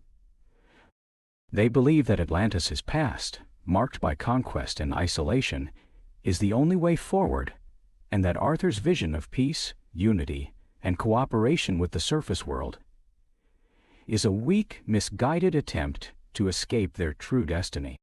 Arthur, however, has spent the entire film grappling with the weight of leadership and the tension between his human and Atlantean heritage. He understands that Atlantis' future must not lie in domination, but in balance. The surface world is not a threat to be crushed, but a realm to be engaged with, a way to protect the planet's oceans and resources, while forging diplomatic ties. Arthur's challenge in this final confrontation is not just to defend Atlantis from external threats, but to prove that his vision of unity and peace is the way forward for the kingdom. This ideological battle plays out on both physical and symbolic levels. As the villain seeks to wield the ancient powers of the Lost Kingdom to take control of Atlantis and reshape the world, Arthur and his allies must stop them, not just with strength, but with the belief that Atlantis can become a force for good, rather than fear. The fight is as much about reclaiming Atlantis' soul as it is about stopping the immediate threat to the kingdom. The final confrontation begins with a fierce battle between Arthur and the villain, who has obtained the magical artifacts of the Lost Kingdom, including the Trident of the Ancients, a powerful weapon capable of controlling the oceans and bending nature to the wielder's will. The villain's power is overwhelming, and it seems as though they might succeed in using the Trident to rewrite the history of Atlantis, erasing Arthur's rule and ushering in an era of absolute control. The scene is visually stunning, with Arthur and the villain clashing in the depths of Atlantis, a city both ancient and modern. The battle takes place in a beautifully ruined part of the city, filled with remnants of the Lost Kingdom's past, including enormous stone statues, forgotten temples, and vast pools of water that seem to pulse with magical energy. The surroundings reflect the long history of Atlantis, with the final confrontation serving as a metaphor for the kingdom's fight for its future. The stakes are not just personal, they are about the kingdom's future and its role in the larger world. Arthur, wielding his trident and fighting with the strength of a true king, faces the villain in a desperate struggle. The battle is marked by brutal combat, as the villain uses the full extent of the Lost Kingdom's power to summon monstrous sea creatures, manipulate the ocean's currents, and unleash destructive magical forces. Yet, despite the villain's overwhelming power, Arthur refuses to give in. He understands that his power lies not in the artifacts or in brute strength, but in his ability to unite the people of Atlantis and the surface world, and in his commitment to protect them all. This becomes clear as he draws upon the wisdom of his ancestors, the strength of his people, and the power of the ocean to fight back. As the battle escalates, Mira's role becomes even more critical. As Arthur faces off against the villain, Mira is tasked with protecting Atlantis from the destructive forces unleashed by the villain's power. She uses her control over water to create barriers, summon waves, and even communicate with the ocean's creatures to help defend the kingdom. In a particularly intense moment, Mira harnesses the elemental power of the ocean to combat the villain's magical control over sea creatures, turning the very creatures that were once under the antagonist's control into allies for Arthur's forces. Mira's battle is not just physical, it is also emotional. She understands that the future of Atlantis depends on Arthur's success, but she also knows that the key to Atlantis' survival lies in unity and balance. She serves as the emotional anchor to the film's themes, constantly reminding Arthur that their strength comes not from the trident or the magic of the Lost Kingdom, but from their shared vision for the future of Atlantis. Her power in the battle is not only the result of her formidable abilities, but also her belief in the cause they are fighting for. Her role in the final confrontation highlights her growth as a leader and a partner to Arthur. While she has always been a powerful ally, Mira's actions in this battle show that she is no longer just a supportive figure by Arthur's side, but an equal and necessary force in the fight for Atlantis' future. Her tactical brilliance and fierce determination are vital in ensuring that Atlantis remains protected, and her actions throughout the battle are a testament to her strength, intellect, and leadership. Orm's redemption arc comes full circle in the final confrontation. At the start of the film, he is imprisoned, bitter and unwilling to help his brother. But as the stakes rise, Orm chooses to ally with Arthur to stop the antagonist from using the Lost Kingdom's magic for destructive purposes. Though Orm's ambitions for the throne have dissipated, he still believes in Atlantis and its people. His actions during the final battle are marked by his acceptance of Arthur's leadership and his willingness to work together for the kingdom's future. Orm's contribution to the battle is strategic and emotional. His understanding of Atlantis' ancient magic allows him to help Arthur and Mira understand how to counter the villain's power. In the final moments of the fight, Orm assists Arthur by providing critical information on how to destroy the magical trident and sever the villain's control over Atlantis. His willingness to fight alongside Arthur is symbolic of the healing of their fractured relationship. By the end of the battle, Orm no longer sees himself as a rival to Arthur, but as a co-leader in the restoration of Atlantis. This moment of reconciliation between the brothers is a poignant one, demonstrating that true leadership is not about power, but about unity and shared purpose. With the defeat of the villain, the balance is restored to Atlantis, but the victory is not without consequence. Atlantis, though saved, is forever changed by the battle. The magical artifacts of the Lost Kingdom, once the source of so much power and destruction, are now lost, and the forces that were unleashed throughout the city have left their mark. The kingdom's path forward is uncertain, but the film emphasizes that the future of Atlantis lies in the choices of its leaders, particularly Arthur, Mira, and Orm. As the dust settles, Arthur stands as the true king of Atlantis, having proven that his leadership is not defined by his strength or lineage, but by his vision for the kingdom's future. The final confrontation, while physically exhausting and emotionally taxing, marks the beginning of a new era for Atlantis, one that values cooperation, diplomacy, and the balance between the ancient powers of the ocean and the modern world. The victory also brings closure to Arthur's personal journey. He has reconciled with his dual heritage, accepted his role as king, and proven that leadership is not about conquest, but about understanding the needs of both his people and the world. The final confrontation is a culmination of everything Arthur has learned throughout the film. That power must be tempered with wisdom, strength with compassion, and legacy with progress. Aquaman and the Lost Kingdom reaches its conclusion with a hard-earned victory for Arthur Curry Aquaman and his allies, but the aftermath reveals that the real work is just beginning. While the villain is defeated, Atlantis has been left in ruins, both physically and politically. The final battle may have saved the kingdom, but the path to restoring Atlantis to its full glory requires more than just rebuilding structures. It requires healing fractured relationships, reconciling old wounds, and forging a new vision for the kingdom's future. Arthur must now lead Atlantis through this difficult phase, guided not only by his own experience, but also by his newfound wisdom and understanding of what it means to truly lead. The aftermath of the battle is not just about restoring Atlantis physically, but about restoring its soul, its identity, and its place in the world. The victory in the final confrontation has given Arthur the power to move forward, but the choices he makes in the aftermath will define his reign and the future of Atlantis. In the aftermath of the battle, the political situation in Atlantis is fragile.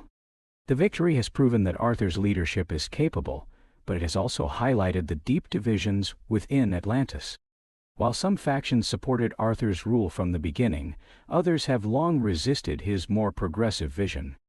These factions, who believed in the old ways of Atlantis, a kingdom of power, isolation, and dominion over the surface world, continue to oppose Arthur's idea of unity with the surface world.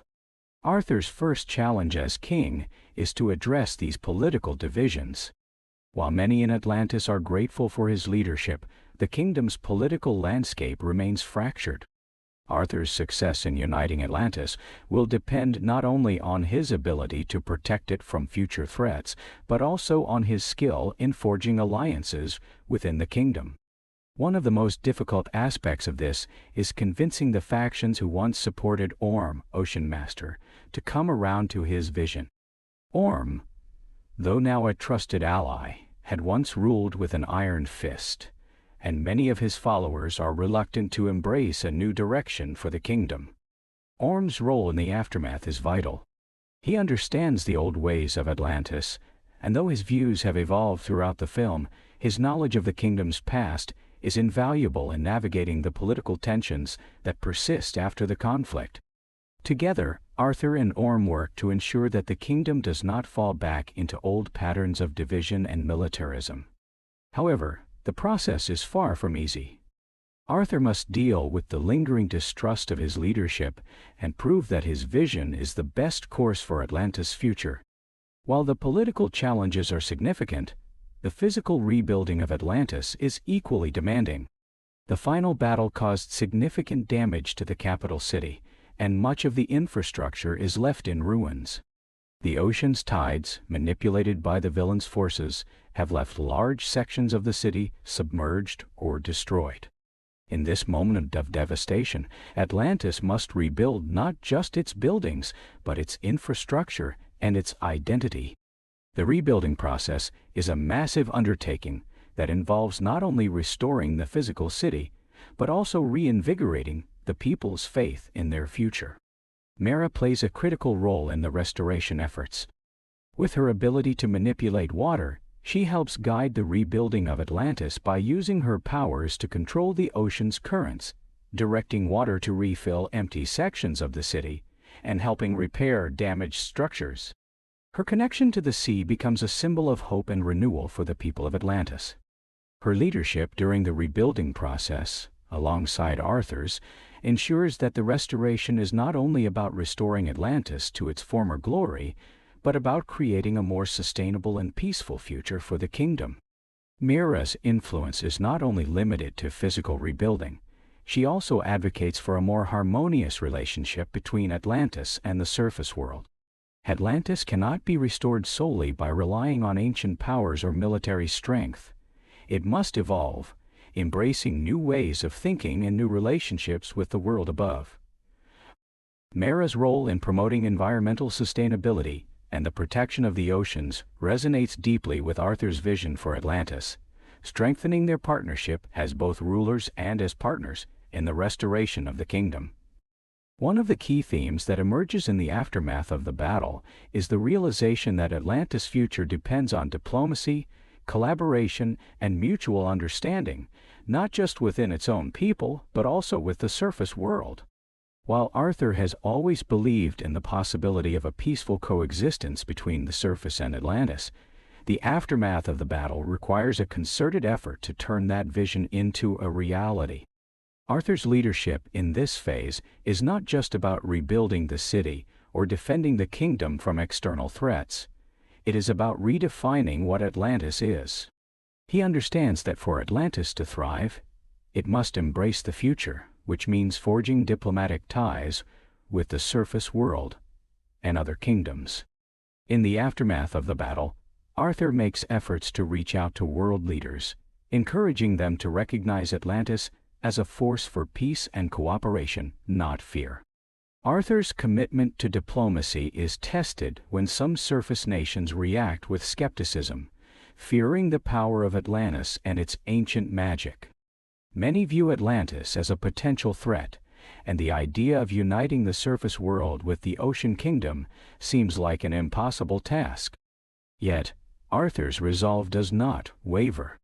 He continues to push forward not through military strength, but by appealing to the shared interests of both worlds. He recognizes that the oceans are a vital resource for the planet's survival, and it is in the best interest of both the surface world and Atlantis to protect them together. Arthur's leadership in this phase is a reflection of the growth he has undergone throughout the film.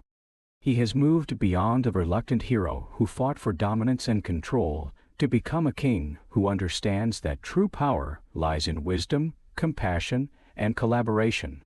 His decision to lead Atlantis into a new era of diplomacy and coexistence with the surface world represents a bold new direction for the kingdom, one that embraces peace, environmental stewardship, and global cooperation. Orm's redemption arc has come full circle by the time of the Restoration. Initially seen as a rival to Arthur, Orm has now become an integral part of the restoration process. His role in Atlantis' future is not one of dominance or conquest, but of cooperation. He works alongside Arthur and Mira to help unite the various factions of Atlantis, drawing on his knowledge of the kingdom's history and politics to ensure that Atlantis remains stable in the aftermath of the conflict. His understanding of Atlantis's ancient ways helps guide the kingdom through the complex process of rebuilding. But he also learns that the future of Atlantis lies in unity, not division. Orm's shift from antagonist to ally is one of the film's most powerful elements, as it highlights the possibility of redemption and change. He no longer seeks to claim the throne for himself, but instead works to ensure that Atlantis' future is one of peace, strength, and collaboration. This transformation is also symbolic of Atlantis itself. Just as Orm has moved beyond his desire for power, so too must Atlantis move beyond its past of conquest and isolationism. Orm's role in the restoration of Atlantis becomes a testament to the idea that even those who have made mistakes can find a way back if they are willing to change. By the end of Aquaman and the Lost Kingdom, Atlantis has been restored both physically and politically. The city, once shattered by war and conflict, now stands as a symbol of unity and renewal. The people of Atlantis, who were once divided by factions and ideologies, have begun to embrace Arthur's vision of a unified kingdom that values peace, cooperation, and sustainability. Arthur, Mera, and Orm stand as the triumvirate of leadership, guiding Atlantis toward a future where the ocean is protected, the kingdom thrives, and peace is maintained. While the journey has been long and fraught with challenges, the aftermath of the battle shows that Atlantis' future is brighter than ever. The kingdom, though scarred, has been reborn. A kingdom that honors its past while embracing the possibilities of the future. As Arthur stands at the edge of the ocean, looking out over the restored city of Atlantis, he reflects on his journey. He is no longer the uncertain man who is thrust into the role of king. He is now a ruler who has earned the trust of his people, built bridges between the surface and Atlantis, and created a vision for the future that will guide the kingdom for generations to come. Atlantis has been restored, not just in form, but in spirit, and its future is one of hope, unity, and shared purpose. Aquaman and the Lost Kingdom not only ends with the restoration of Atlantis, but also sets the stage for the kingdom's future. The events that unfold throughout the film reshape the destiny of Atlantis, offering both Arthur Curry, Aquaman, and his people a new path forward. One based on unity, strength, and a vision that transcends the mistakes of the past. The conclusion of the film highlights how the legacy of Atlantis is not defined solely by its ancient history, powerful magic, or even the rule of its kings, but by its ability to evolve, adapt, and embrace new ideas for the future. The fate of Atlantis is now in the hands of those who understand that leadership is not just about power, but about responsibility, cooperation, and balance. The kingdom of Atlantis has undergone a profound transformation throughout Aquaman and the Lost Kingdom. Once a city divided by factions and ideological differences, Atlantis has now been united under the leadership of Arthur, Mera, and Orm. The battle for the future of Atlantis was not just about defeating a common enemy, but about reconciling its fractured identity. With the defeat of the antagonist, who sought to bring Atlantis back to its ancient militaristic roots, Arthur and his allies have demonstrated that Atlantis' future is one of peace, cooperation, and shared purpose, rather than dominance, fear, and division. As Arthur steps into his role as the undisputed king of Atlantis, he is not merely ruling over a city or a people, he is shaping the legacy of a kingdom. The path to the throne was fraught with challenges, but Arthur has come to understand that true leadership is not just about power. It is about vision, wisdom, and sacrifice. His legacy will not be defined by conquest or territorial expansion, but by his ability to bring together a divided kingdom and chart a new course for its future.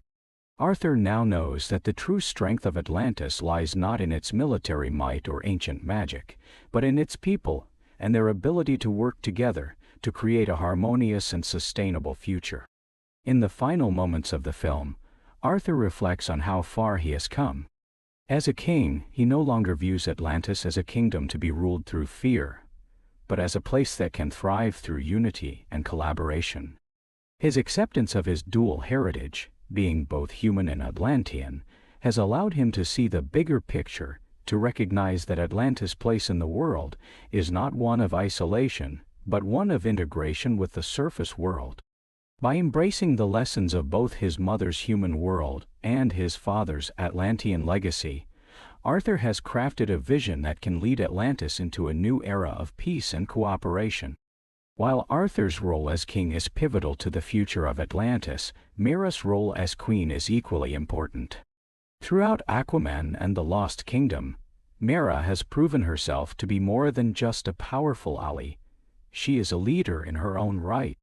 Her powers, intellect, and vision for Atlantis align perfectly with Arthur's, and together they form a partnership that is essential for the kingdom's survival. Mera's journey is one of self-realization and leadership.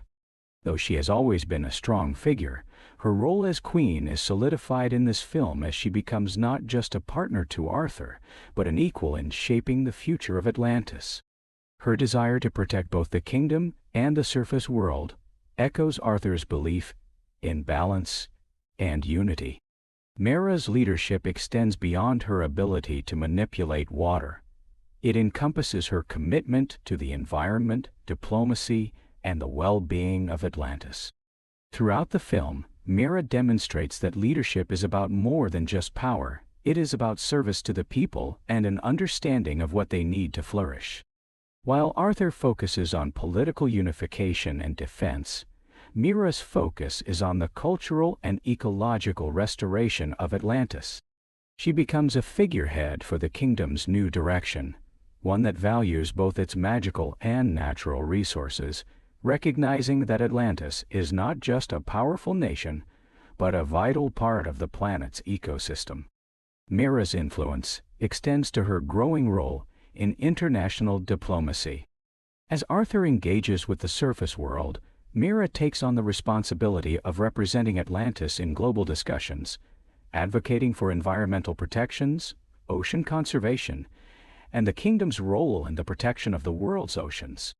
She understands that Atlantis's future is not isolated from the world above, and her involvement in global affairs will play a key part in ensuring the kingdom's continued success. Orm, Ocean Master, undergoes one of the most significant transformations in Aquaman and the Lost Kingdom. Once a bitter rival to Arthur, Orm has come to terms with his past and accepted his role as a protector of Atlantis, no longer as a power-hungry ruler, but as an advisor and partner to his brother. Orm's redemption arc is one of the most rewarding aspects of the film, as it emphasizes that even those who have made terrible mistakes can change and contribute to the greater good. Orm's role in the future of Atlantis is as vital as it is complex. His deep knowledge of the kingdom's history, its politics, and its ancient powers gives him a unique perspective that is invaluable in guiding Atlantis toward a more balanced future. Though Arthur remains the king, Orm's wisdom is crucial in helping to navigate the challenges that come with rebuilding a fractured kingdom. He no longer seeks the throne, but instead works alongside Arthur and Mira to maintain unity and stability in Atlantis. Orm's growth is reflective of the kingdom's transformation. Just as Atlantis has evolved from a kingdom of conquest to one of cooperation, so too has Orm evolved from a bitter adversary to a key ally in the rebuilding process. His willingness to put aside personal ambition for the good of Atlantis is a powerful testament to the possibility of redemption and the importance of collaboration. His role in the leadership of Atlantis highlights the theme of unity over division, and his eventual acceptance of Arthur's rule solidifies the idea that leadership is not about power, but about serving the people. One of the most ambitious aspects of the film's resolution is the establishment of a peaceful coexistence between Atlantis and the surface world. Arthur's vision of Atlantis is one that reaches out to the surface, not in conquest, but in partnership. The final scenes of the film show Arthur beginning the process of forging diplomatic relations with the surface world, with Mira playing a key role in these discussions. The idea that Atlantis and the surface world can work together to protect the planet's oceans and resources is revolutionary. Arthur understands that the ocean is a shared resource, and that its protection requires cooperation between all peoples of the world, both above and below the water. The global implications of Atlantis' newfound openness to the surface world are profound, as they suggest that the future of the planet's ecosystems can no longer be seen as separate from the actions of Atlantis. As Arthur engages with surface leaders, he shows that his vision for Atlantis is not one of isolation but of integration. By positioning Atlantis as a leader in global environmental efforts, Arthur hopes to not only protect his kingdom, but also to help the surface world understand the importance of ocean conservation and sustainability. In the aftermath of the battle, Atlantis is no longer a hidden kingdom, but a beacon of hope for a new world order that values the balance between the oceans and the land. As the film comes to a close, Arthur reflects on the legacy he will leave behind. He has come a long way from the reluctant king who once fought to protect Atlantis from threats to its survival. Now, as a king who has unified the kingdom, embraced his heritage, and sought peace with the surface world, Arthur understands that his legacy will not be defined by his victories or battles, but by the changes he has made for the future of Atlantis. Arthur's legacy is one of wisdom, humility, and collaboration. He has proven that leadership is not about domination, but about understanding, compromise, and unity. Through his journey, Arthur has learned that the future of Atlantis is not just about ruling a kingdom.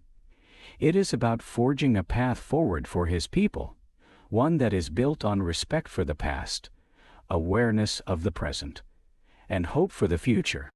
The final moments of the film show Arthur standing before the ocean, looking out at the horizon. Atlantis, now rebuilt, stands as a testament to the strength of its people and the wisdom of its king.